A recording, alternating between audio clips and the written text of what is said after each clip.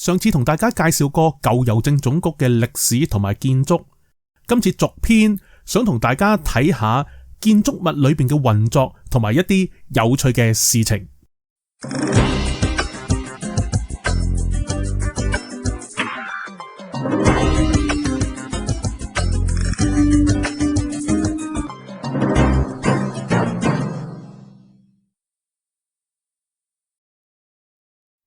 上次同大家仔細睇過舊郵政總局嘅建築特色，今次同大家走入去裏邊睇下內部嘅運作。上次亦都簡單提及舊郵政總局大樓裏邊，除咗郵政署提供郵政服務之外，亦都有其他嘅政府部門喺度辦公。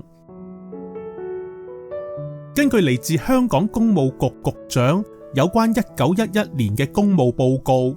當中有提及舊郵政總局大樓嘅詳細介紹，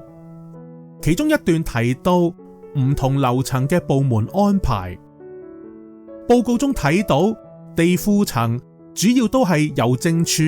包括有中國郵件組、茶水間同埋一啲儲物室，而地下就當然係為市民提供郵政服務嘅郵政處，當中包含郵政大堂、簡訊大堂、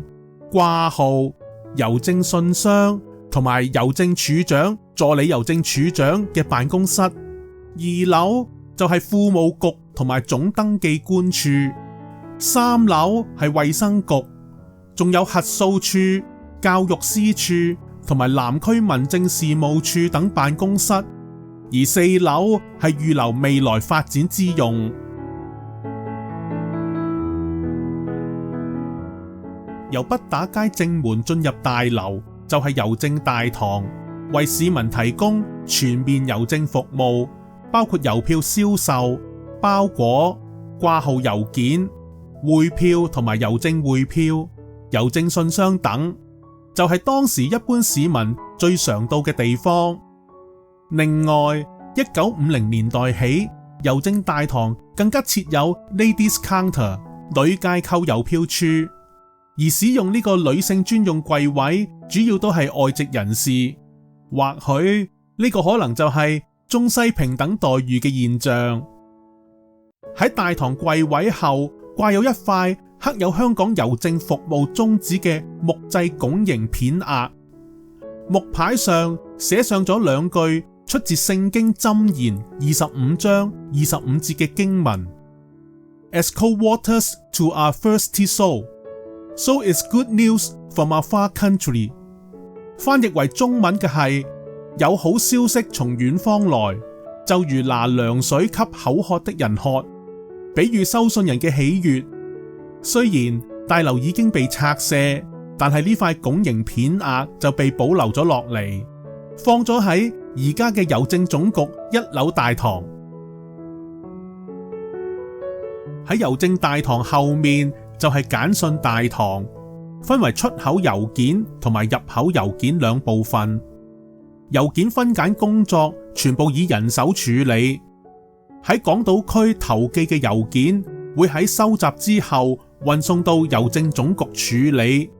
先喺齊信台上面將郵件嘅地址全部齊向上，方便蓋銷郵票同埋分揀。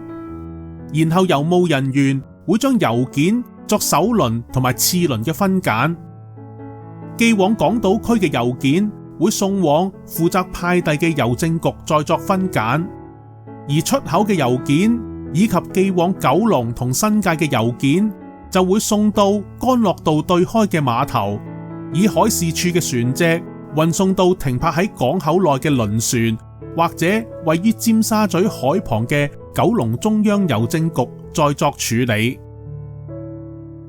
簡訊部嘅郵務人員除咗負責分揀信件外，亦會檢查信件係咪已經支付足夠嘅郵資。郵資不足嘅信件會放喺一個特定嘅傳信格內，郵差喺派遞嘅時候負責向收信人收取所欠嘅郵資。1950年代，郵政局引入郵票蓋銷機，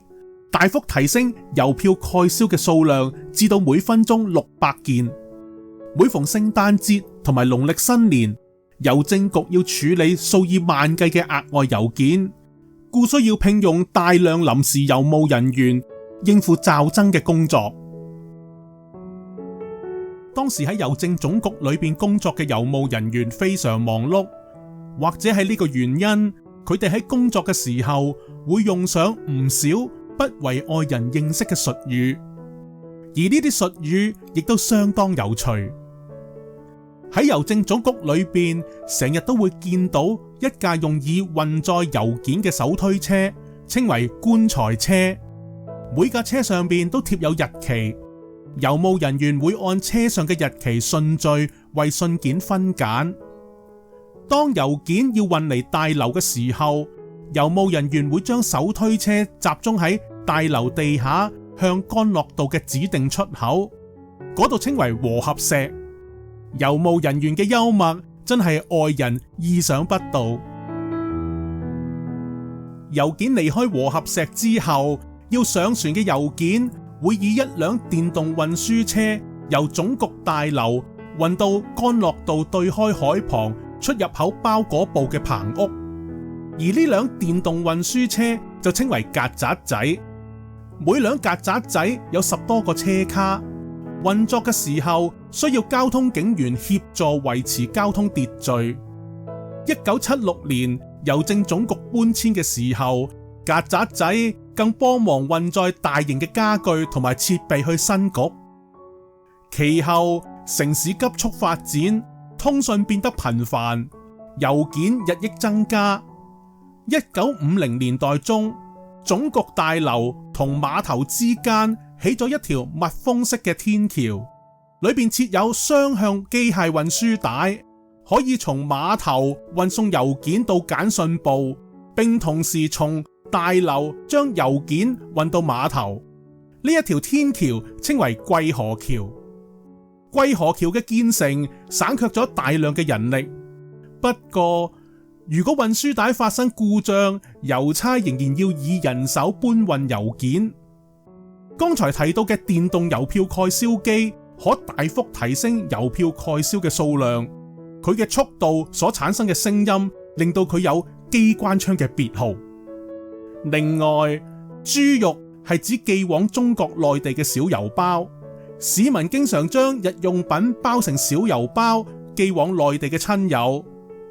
而炒蜆係指郵務人員喺齊信台上邊將由郵筒收集翻嚟雜亂不齊嘅郵件作初步嘅分類，並將信封上邊嘅地址全部齊向一面，方便郵票蓋銷同埋分揀。仲有雞屎係指分揀錯誤嘅郵件，而擔泥同埋竹鴨就係指超時工作。呢啲嘅術語令到我哋了解到工作繁重嘅郵務人員有佢哋幽默嘅一面。由於當時香港有唔少嚟自中國大陸嘅內地勞工，佢哋時常會以書信同內地家人保持聯繫，但係由於知識水平有限，佢哋需要僱用位於郵政總局畢打街正門入口外邊俗稱寫信佬嘅寫信先生幫忙寫信，再去到郵局寄信返鄉下。